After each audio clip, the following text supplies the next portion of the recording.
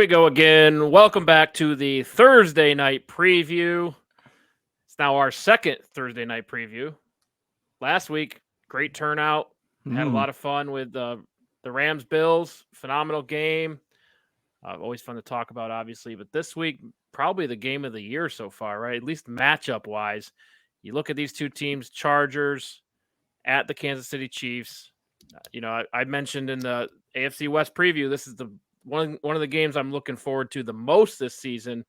I didn't realize it was, just a couple days away until you look at the schedule, obviously. But very excited for this game. I think the NFL's off to a great start with these matchups. Yeah, they really amped it up for the Thursday night games to start the season, right? We did have a great game last week, great result, and went 3-0 in that game with our picks, or at least, my picks. You took the Rams, you crazy guy. But in this one, Chargers Chiefs, what a matchup. It's been set up. We know what happened in the offseason, and the Chargers and Chiefs both get a win last week. It's a competitive division. It's a competitive matchup. We're going to see how it goes with this one, but certainly exciting must-watch NFL TV on a Thursday night, which I think is what they were going for when they made this schedule. They knew it. They knew it. Thanks for reminding everybody that I picked the Rams. Appreciate that. Yes, had to. But what's different about this game and this matchup is all the pressure is on Justin Herbert here, right out the gate. There's a lot of pressure on both these teams. Even Kansas City, they know that the Chargers are a threat. They pay attention, right? They know that Justin Herbert's a dog. Played him tough last year. Only better this year. Played great week 1. So unlike the Rams, who could maybe take a game off, got the Super Bowl hangover. They already got their rings, right? And that's exactly what they did, it seems like. This game's very important. So I don't expect any slumps from either of these teams. I fully expect this to be a great matchup. Yeah, they're both going to come ready to play, and they know that this carries weight in the matchup or in the competition for the division, right? This isn't just your run-of-the-mill division matchup. These are the two top contenders for the division, championship, and if you're going to win that, you're going to have to beat each other. Even though there's 2 matchups a year, this is going to be one heck of an edge come week 17 and 18 of the regular season. Yeah, and Kansas City will start there. It just destroyed the Arizona Cardinals last week. Kicker Harrison Butker on the injury report. They don't even need him, right? Pat Mahomes, 5 touchdowns, close to 80% completion percentage. He was 30 of 39. You just 488 yards of total offense. In Arizona, I feel like they're a more talented defense, at least roster-wise. Not sure what's going on schematically, but they just had no answers for the Chiefs. They got out-coached, outplayed, just had a field day there. Yeah, we talked about that on our post-game analysis, too, that a big part of that was the Cardinals went down 14-0. I mean, that just blows up your game plan right away in the first quarter. So it's not like they had time to react. They were constantly playing from behind, and that certainly doesn't bode well for any team at any point. I don't think the Chargers will be as susceptible to something like that. And if they do, they have the firepower now to come back and, stay in it and maintain a competitive matchup versus the Cardinals seem to have the air let out of the balloon and just weren't competitive. And that starts and ends with Patty Mahomes doing exactly what you expect him to do, right? Throwing for 300 yards, 5 touchdowns. So what a game for him. But he's going to have to show that is the true thing now in this divisional matchup against the Chargers. It doesn't get any bigger for the Chiefs now than this matchup. Right. The Chiefs know what's at stake. I think this is why they come out hot, right? They know they got to win games early, especially this game being a divisional matchup. Basically if they can both have good records, as we both predicted, the Chargers and the Chiefs would be in double-digit wins. This game is very important for playoff seeding. If you're in the conversation for the number 1 seed, this matchup alone matters, right? Because it's a divisional matchup. It's early in the season. Kansas City's at home. This is maybe your one chance to play the Chargers at home. You got to take advantage of the opportunity, right? Yeah, I would probably take that a step further behind, one way or the other. I would say that because this is such a competitive division and we're expecting them both to get double-digit wins, they're not competing for the 1 seed. They're competing for a home playoff game, which is more important in a lot of ways, then obviously you want the 1 seed because only one team gets a bye. You want that bye. But if you're not competing for that, you're competing for a home game against each other, because even if you're the 2 and 3 seed, if you end up having to face each other for some reason, you want to be the team that gets home, right? So you want a home game to start the playoffs. You want a home game matchup throughout if you're not the number 1 seed. And that's what they're really fighting for here in the end is, okay, if this does end up round 3 in the playoffs, which one of us is going to get that home game? And I think that could be the type of thing that gives one of these teams the edge in the playoffs should they have a rematch. So it's a big deal when it comes to playoff seeding and where these two teams end up. Yeah, and a big stat line for the Chiefs last week: 6 for 6 in the red zone against Arizona. Like I Clean. said, Arizona had no answers. I totally expect the Chargers to show up in this game. You bring in Khalil Mack for a reason. You bring in guys like J.C. Jackson. This is why they've been focused on defense for a number of years through the draft, through free agency. It's to slow down Pat Mahomes, and right now he's off to an incredible start. I mean, do you think they can do that? Going 6 for 6 in the red zone just looks like they're firing on all cylinders right out the gate. Yeah, Or is it possible maybe Arizona stumbled a little bit? right. I would think that had more to do. Well, I mean, I'm not taking away anything from Patrick Mahomes in that offense. That's what the Chiefs are capable of, no doubt about it. And Arizona let them do that because they got in their own heads and, we're trying to come back and all of that. So it's not, I don't want to take anything away from the Chiefs and Pat Mahomes. They're capable of scoring on every drive, just like we saw in the playoff game against the Bills. That came down to who got the ball last, not necessarily that you could stop them, but that you have to try and score more than them. And in the Chargers case, I think they're going to be more ready for that. Like you said, they loaded up this defense a little bit this offseason to say, we know what we have to do to slow down the Chiefs. You're not going to stop them. They're too potent of an offense to stop. You're not going to shut them out or score 10 points or something. That would be amazing. But really, you're just trying to hold them off enough so that your team can score more points and you can take control of the game. And I think the Chargers defense is much, much more capable of doing that than the Cardinals were last week. And like I said, I don't think they will fall behind early in the game. But even if they did, it's not going to scare them the way I think it did the Cardinals. Yeah, that makes sense. Chargers last week, 3 touchdowns by Justin Herbert, 279 yards, 26 to 34. Played a great game as well. Against the Raiders team that we thought would be, show up a little more. They had the turnovers there. That probably cost them the game. Now, if you're Brandon Stanley, is it Staley or Stanley? Staley. What is your strategy with the team that you have? You have Khalil Mack, you have Joey Bosa, J.C. Jackson, right? Forget the middle linebacker's name, but a young guy, plays pretty well. What's your strategy? How do you stop Pat Mahomes? I mean, we've seen him overcome so much. Every scenario, right? Yeah. Down 28 points, Yep. Okay, no problem. 13 seconds left, okay, no problem. Yeah. What's your strategy? We know the strategy. You can't blitz Patrick Mahomes, right? You blitz him and that backfires. He ends up, somebody's open and he finds that guy and completes a pass, or he gets out and, makes a big play happen. It's tough to blitz against Patrick Mahomes. You have to get natural pressure bringing 3-4 guys. And I think that's why you beef up your defensive line and are able to try and get to the quarterback better naturally so that your guys in coverage can do their job and focus on the coverage. And I do think, without a doubt in my mind, the weapons that the Chiefs have now are a downgrade from last year. So they're easier to cover this year than in years past. When you lose Tyreek Hill, I don't care who's coming in, you don't make up for that. We've talked about that already on this show.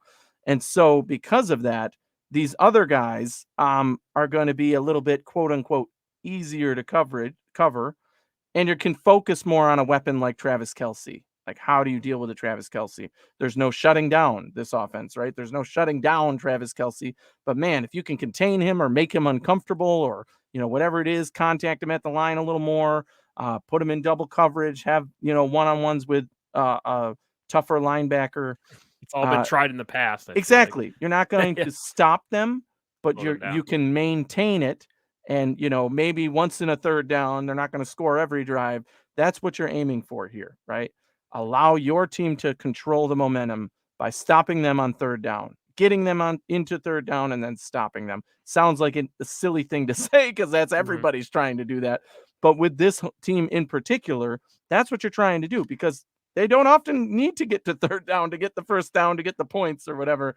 And when they are in that situation, you certainly can't let them capitalize on a 3rd and 7, or you will lose the game, plain and simple, right? So at least over and over again. Obviously, they're going to convert some, but the more you can stop them, the better chance your team is going to have to win that. Right. And I think a lot of people think, well, I would try to do a shootout, go shot for shot with Pat Mahomes. No.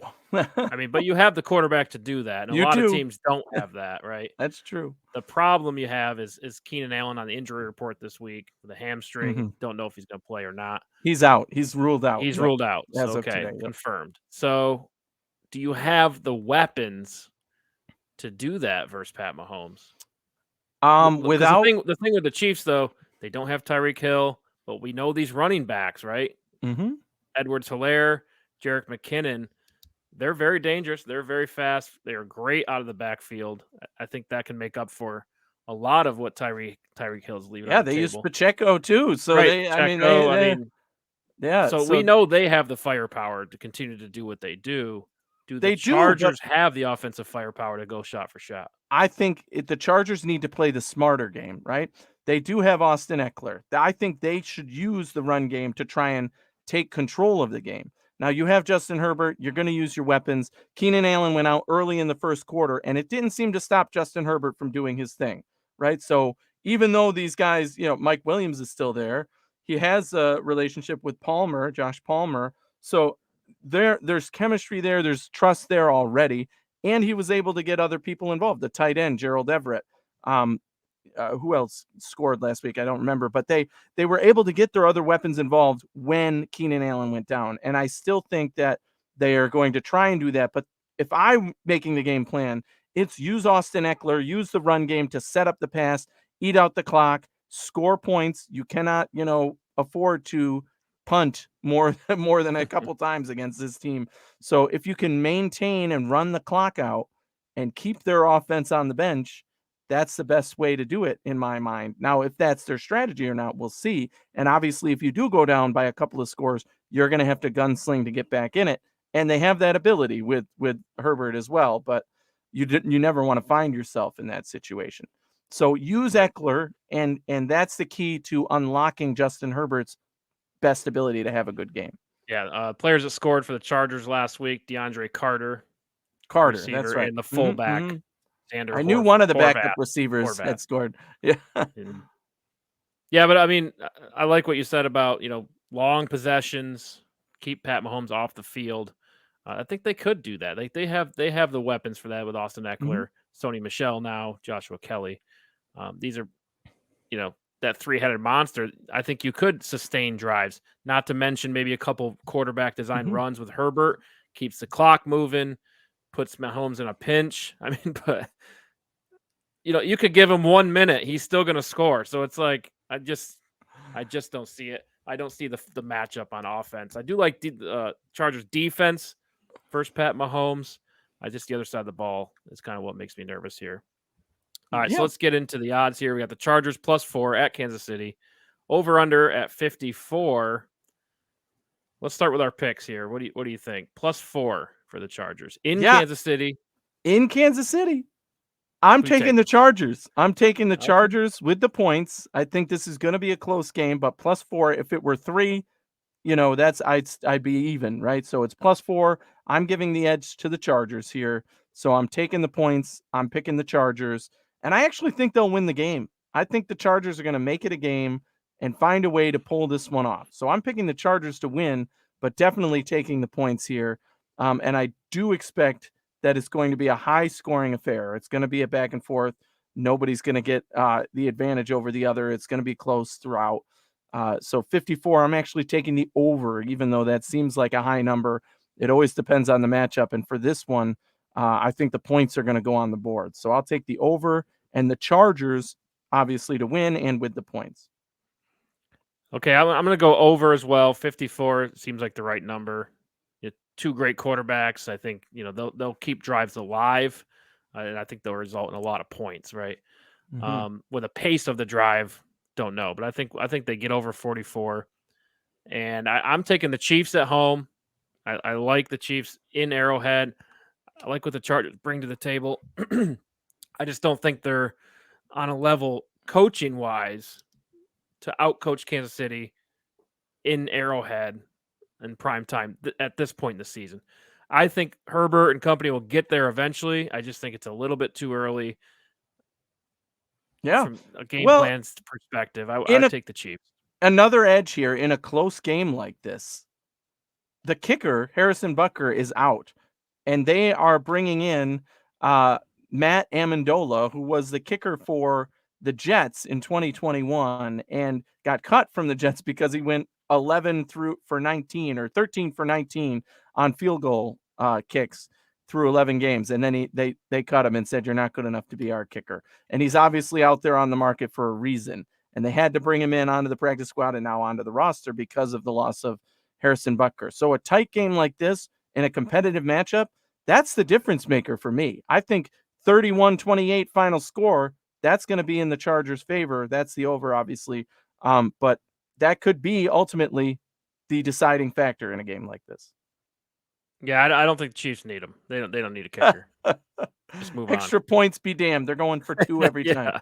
I mean, if you're going by what they did last week, they do not need a kicker. So we'll go. see if that carries over. I think the Chargers are much better than Arizona at this point. So yes.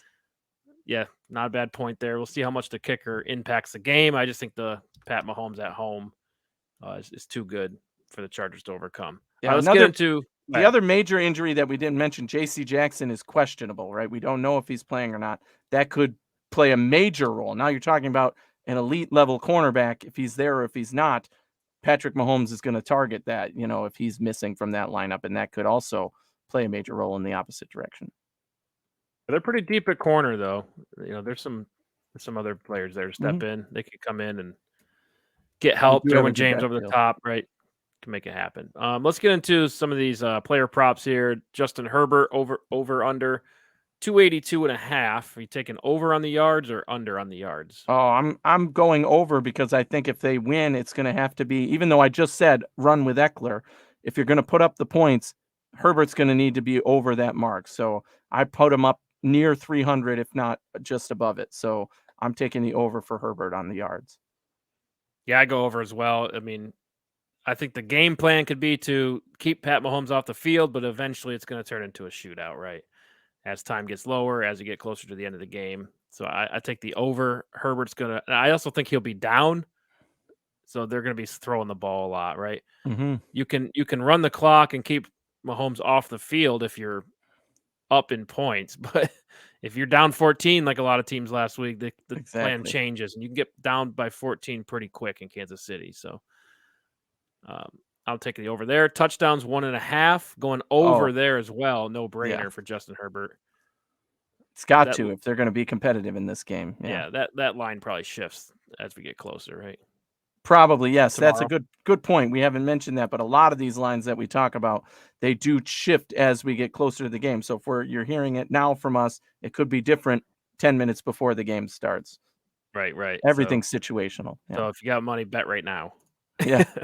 If it's still at 1.5 touchdowns for Justin Herbert, take that bet. Take the over. Last one, Travis Kelce over under 6.5 receptions, 73.5 yards. Yeah, here's the other one where I'm taking both overs here. I think that Kelce is Mahomes' comfort person in this lineup, right? So he's going to find him. He's going to target him often. And for 7 receptions, I think he goes just over that, maybe 9 receptions and 73.5 yards. I'm probably putting him closer to 90 yards. So I'll take the over on both of those. Yeah, I'd go over on both of those as well. We saw what Travis Kelce did last week. I think it just carries over. That relationship that Kelce and Mahomes have on the field it's just too good, right? Special. He's going to be well over 6.5 receptions, and I would assume the yards too. In a big game like this in prime time at home, I take the over on both of those as well. So All right, be sure to tune into the Sunday preview. Check out Anthony's pick six. During the game, after the game tomorrow, and make sure you have fun. We've been on the money, man, on the money. So tune in. You gotta get those picks and toss your hat in the ring.